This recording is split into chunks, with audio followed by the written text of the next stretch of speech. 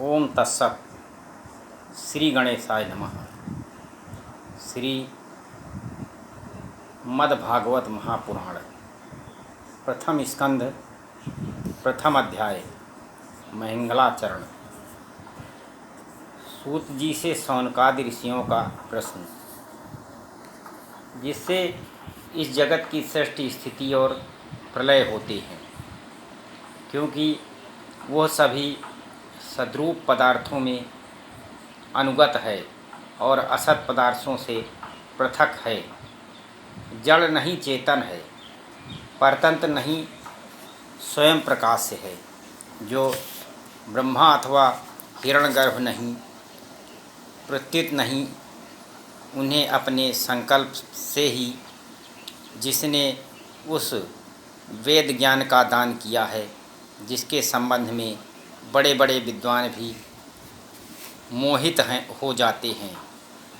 जैसे तेजोमय सूर्य राशियों में जल का जल में, स्थल का स्थल में जल का भ्रम होता है, वैसे ही जिसमें यह त्रिगुणमयी जागृत स्वप्न सुसुप्ति रूपा सृष्टि मिथ्या होने पर भी अधिष्ठान सत्ता से सत्यव्रत प्रतीत हो रही है, उस अपनी स्वयं प्रकाश ज्योति से सर्वदा और सर्वथा माया और माया कार्य से पूर्णतः मुक्त रहने वाले परम सत्य रूप परमात्मा का हम ध्यान करते हैं।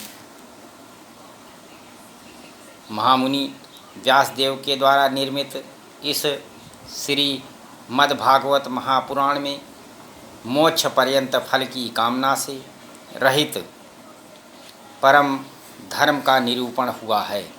इसमें शुद्ध अंतःकरण सत्य पुरुषों के जानने योग्य उस वास्तविक वस्तु परमात्मा का निरूपण हुआ है, जो तीनों तपों का जड़ से नाश करने वाले और परम कल्याण देने वाली हैं।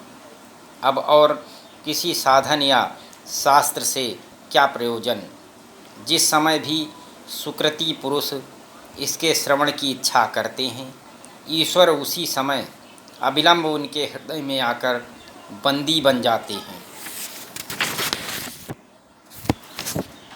रस के मर्मज्ञ भक्तजन, श्रीमद् भागवत वेद रूप कल्प वृक्ष का पका हुआ फल है।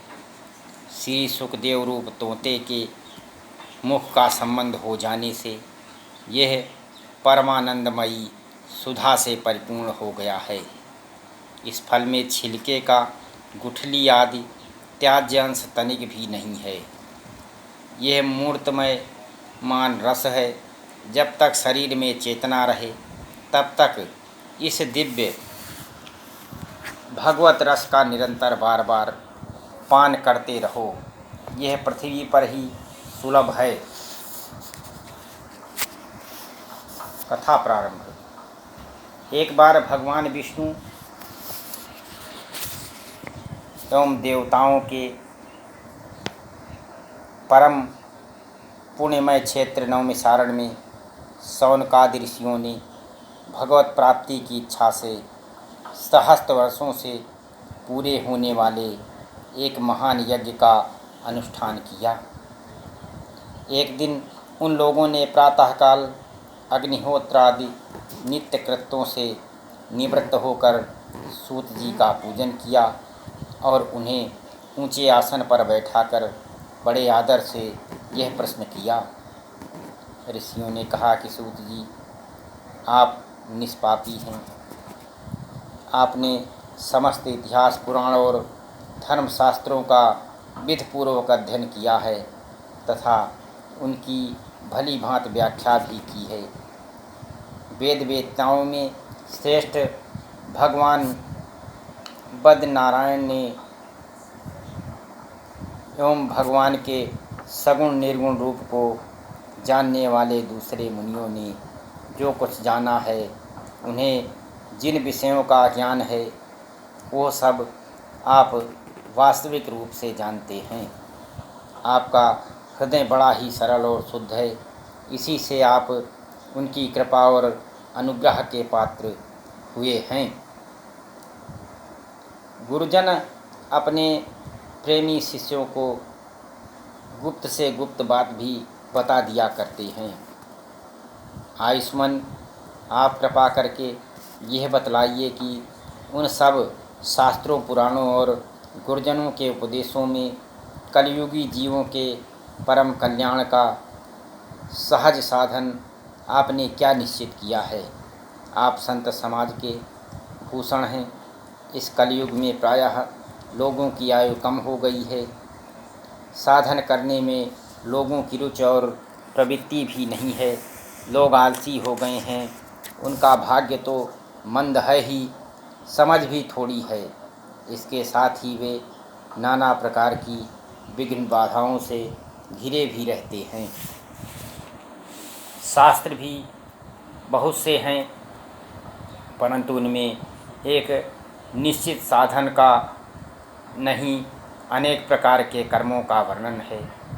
साथ ही वे इतने बड़े हैं कि उनका एक अंश सुनना भी कठिन है। आप परोपकारी हैं। अपनी बुद्धि से उनका सार निकालकर प्राणियों के परम कल्याण के लिए हम श्रद्धालुओं को सुनाइए, जिससे हमारे अंतःकरण की शुद्धि प्राप्ति हो। प्यारे सूत जी, आपका कल्याण हो। आप तो जानते ही हैं कि यदुवंशियों के रक्षक भक्तवत्सल भगवान श्री कृष्ण वासुदेव की धर्मपत्नी देवकी के गर्भ से क्या करने की इच्छा से अवतीर्ण हुए थे। हम उसे सुनना चाहते हैं। आप कृपा करके हमारे लिए उसका वर्णन कीजिए, क्योंकि भगवान का अवतार जीवों के परम कल्याण और उनकी भगवत प्रेममयी समृद्धि के लिए ही होता है। यह जीव जन्म मृत्यु के घोर चक्र में पड़ा हुआ है। इस स्थिति में भी यदि वह कभी भगवान के मंगलमय नाम का उच्चारण कर ले तो उसी क्षण उससे मुक्त हो जाए, क्योंकि स्वयं भय भी भगवान से डरता रहता है। सूत जी परम विरक्त और परम शांत मुनिजन भगवान के श्री चरणों की शरण में ही रहते हैं। अत्यम उनके स्मर्श मात्र से संसार के जीव तुरंत पवित्र हो जाते हैं। इधर गंगा जी के जल का बहुत दिनों तक सेवन किया जाए तब कहीं पवित्रता प्राप्त होती है। ऐसे पुण्यात्मा भक्त जिनकी लीलाओं का गान करते रहते हैं, उन भगवान का कलिमलहारी पवित्र यश भला आत्मशुद्धि की इच्छा वाला ऐसा कौन सा मनुष्य होगा जो श्रवण न करे। वे लीला से ही अवतार धारण करते हैं। नारदादि महात्माओं ने उनके उदार कर्मों का ज्ञान किया है। हम श्रद्धालुओं के प्रति आप उनका वर्णन कीजिए। बुद्धिमान सूत जी, सर्वसमर्थ प्रभु अपनी योग माया से स्वच्छंद लीला करते हैं। आप उन श्री हरि की मंगलमयी अवतार कथाओं का अब वर्णन कीजिए।